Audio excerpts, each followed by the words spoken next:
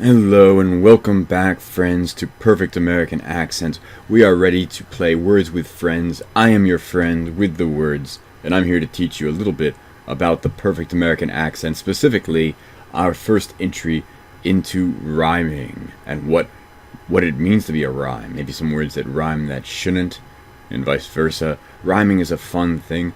Rhyming is almost considered essential for many forms of songwriting, and certainly, I think, perhaps the majority of popular poetry has some kind of rhyming. But what does rhyming really mean? Well, for one thing, rhyming is where the final piece of the word. This isn't official linguistic definitions. I just want to give you a working definition a little bit, kind of a practical, pragmatic approach to what we mean when we say rhyming our words. So, a rhyme is when two or more words they end in the same way. And by end, I mean most of the word. It's not like just the last sound ends. No. It's more than that. The entire words are the same except the beginning. That's a better way of saying it. Yeah. The words are the same except the beginning.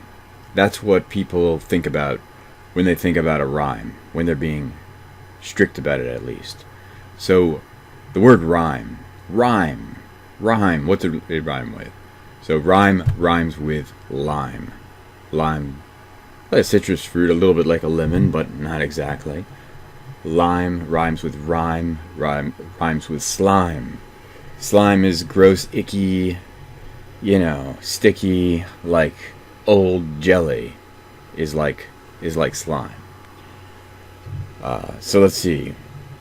So what do we really mean when we say something rhymes? Well, besides from being well equipped for poetry or kind of a flourish of...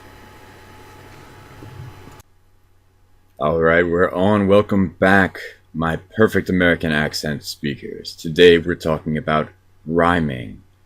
And rhyming is really one of the most special things in the English language. I'm sure it's incredibly important in lots of languages, actually. Rhyming is when basically two or more words are almost the same, except the beginning. This isn't a strict dictionary definition, I think.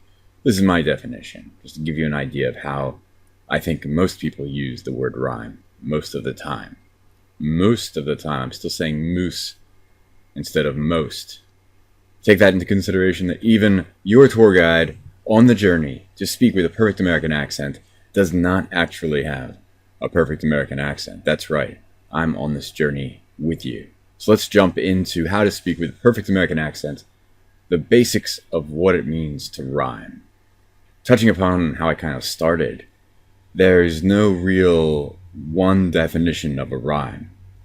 Rappers, songwriters, musicians of all sorts, and poets often use rhyme. Even speechwriters and rhetoric deliverers, that's not a phrase, will employ rhyme because it gives a certain melody or flow, even in a more or less natural conversation. I don't know if you remember, it's not an obscure reference, but it's random.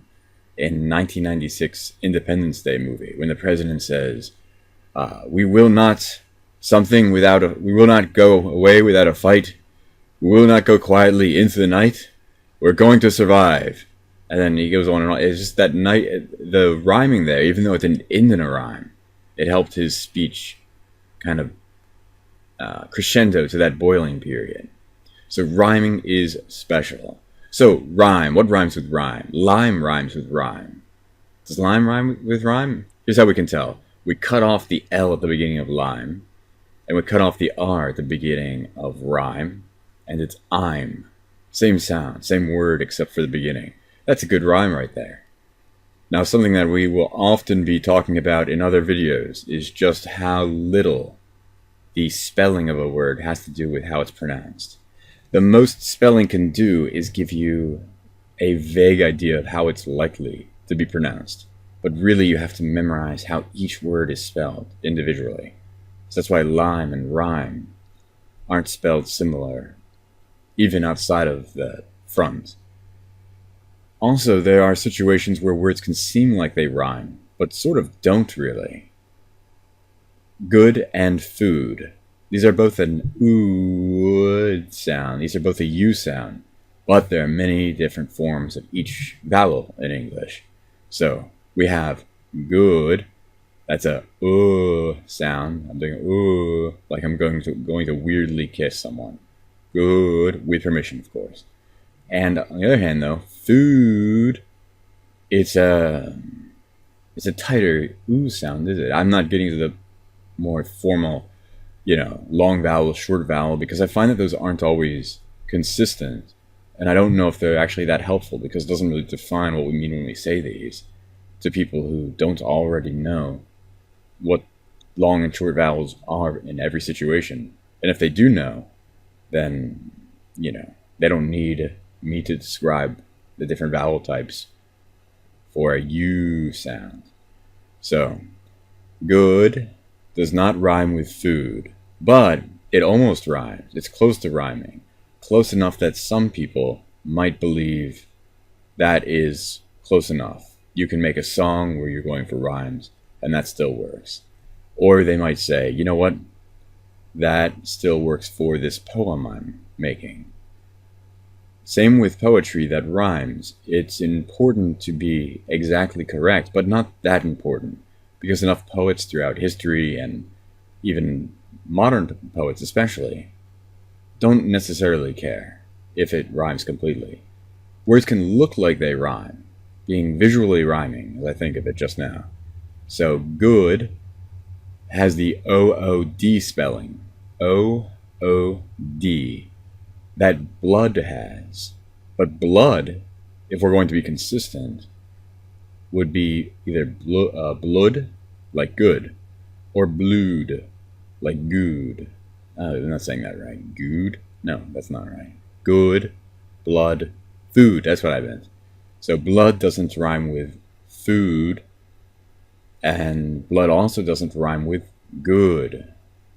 So blood is a real outlier, because there's several different ways two O's in a row can sound. It can sound like good, it can sound like food, but I can't think of any other examples besides blood, where the O-O spelling makes an sound. So let's specifically zoom in on U vowels, versions of the letter U. I don't mean like you, like the pronoun you. I mean like the letter U. So we can have good, like hood, good, should. Should rhymes, but it's spelled totally differently. It's got that O-U-L instead of an O-O. So should is O-O-L-D instead of O-O-D. But it still is pronounced the exact same way. Should rhymes with good. It's weird, it makes no sense. The vowels can only, again, the spelling in general, give you a vague idea of how it's probably pronounced. But as we know, learning the perfect American accent is all about being a rebel. It's about breaking the rules to do what's right. It's also about a lot of exceptions. There's lots of exceptions. So, should I go to the party? I hear it will be good, but it will be cold out, so perhaps I should wear my hood. Oh, will there be some food? I might get some if I'm in the mood. Hey, don't be rude. You gotta bring some yourself to the party if you want to be a cool dude. So that was weird. I'm not sure why I did that, but it does illustrate a little bit about how rhyming can add a certain flavor or aesthetic or memorable factor to statements, questions, anything you say, and especially, again, poetry and art, media, songs. Let's see, we've been going on about rhyming with the letter U. And I want to talk a lot about rhyming in general in lots of videos because it's so interesting and it's such an important part of pronunciation and about having the perfect American accent. Now Shakespeare, who was early modern English, he did rhyme blood with OOD sounds. I think at least once, if not several times or more. So for some people, especially those who are very much keen on writing the written word, having a actual phonetic means how it sounds, phonetic, phone like hearing, audible rhyme could be not as important as having a visual rhyme. But many things that rhyme audibly, meaning as you hear them they rhyme, they won't rhyme on paper in the sense that they won't give you a visual rhyme. So should, when you hear it, it rhymes with good, but on paper it looks like it shouldn't rhyme. So this is the first of many where we talk specifically about rhyming and how interesting it is. And it's not just important if you want to be a poet or a songwriter. Learning and understanding rhyme can help you understand a lot about what it means to have and employ the perfect American accent. Should, shut, rhymes with hut. That makes sense. That's phonetic both ways. That rhymes both ways. Please, will you please continue to practice the perfect American accent with me? Please, phonetically, when you hear it, rhymes with keys. But keys is spelled K-E-Y-S. Please is spelled P-L-E-A-S-E. Doesn't seem to rhyme on paper, but it actually does rhyme. We're focusing on use, but I want to read this great Reddit post to you that I saw earlier by someone posted by you/have-a-free-hug, words separated by underscores. You don't need to know that, but thanks to this kind gentleman or lady, I'll read to you what they write here. Words that look like they should rhyme, but don't. I take it you already know of tough and bow. Those are words that I want to just be more clear. I'm looking at the wrong thing here. I want to be really, really clear. These are words that are spelled like they rhyme. They rhyme on paper, but they don't rhyme when you hear them. So let's start again. I take it you already know of rough and bow. Those two words should rhyme. And cough and dough. Those should also rhyme, but they don't. Others may stumble, but not you, oh hicca thorough. I don't know this word hicca. What is this word? Slough and through. Alright, those are weird words. We don't have to worry about them now. Well, don't! And now you wish, perhaps, to learn of less familiar traps. Beware of herd, a dreadful word, that looks like beard, but sounds like bird. And dead, it's said like bed, not bead. For goodness sake, don't call it deed. Watch out for meat, and great and threat. They rhyme with sweet, and straight, and dead. A month is not a month, as in... a moth is not a moth, as in mother, nor both, as in brother, nor broth, as in brother. And here is not a match for there, nor dear and fear for bear and pear. And then there's dose and rose and lose. Just look them up, and goose and choose and cork and work and card and ward and front and font and front and word and sword and do and go, then thwart and cart. Come, come, I've hardly made a start. A dreadful language? Why, man alive, I learned to talk it when I was 5, and yet to write it, the more I tried, I hadn't learned it at 55. So there are a lot of great examples there of, look over here, right. A lot of great examples of words that are spelled completely the same except for the first consonant sounds, the first letter really. But they should rhyme, but don't. Then a bunch of words that shouldn't rhyme, but they do rhyme. And by shouldn't, I mean the way they're written. So look for that. focus on your U's. Focus on focus on the spectrum, because that spectrum is sometimes described with A. So sometimes an A sound is just an Sarah. It's not Sarah. No one says Sarah. We say Sarah. So A can make a U sound. One form of a U sound, I should say, since we're establishing there are many forms of the U sound. Dose and rose and lose. This one's interesting because lose, even though it has an O, just like rose and dose, it's pronounced as though it has a version of a U. Lose. Food. That's the same U sound as food.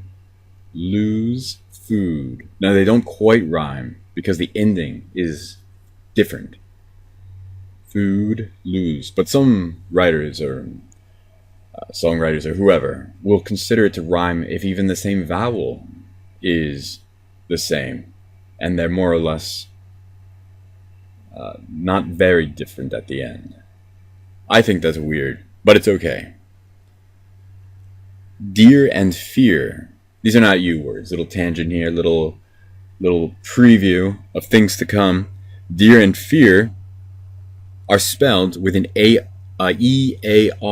They have an E-A-R. Dear and fear. They should rhyme with bear and pear, but they don't. So that's a non-U tangent. But the most interesting one, I think, was sword and it is I had to start a dreadful language, white man alive. I learned to talk when I was 5. And word and front, font and front, and word and sword. That's it, word and sword. Sword actually has a W right after the S. So if you were pronouncing it phonetically, it would be sword. But you don't say the W, so it's sword. But what's interesting is that just as sword is an or sound, or, it's not the same with word.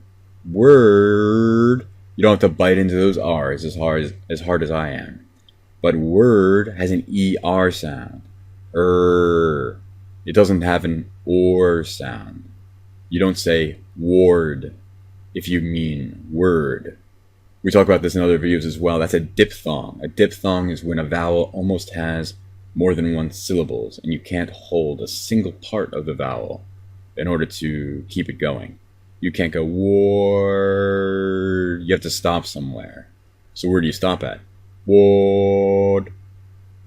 If you don't have the hard R like we do in America, it can be easier. So if you have a British accent, sometimes that works better. But we love the American accent. It is perfect. You are perfect, and we are on our journey toward the perfect American accent. Thanks so much. All feedback is welcome. Try to be nice and sensitive. You don't have to be nice. I'm not that sensitive. But thanks for stopping in.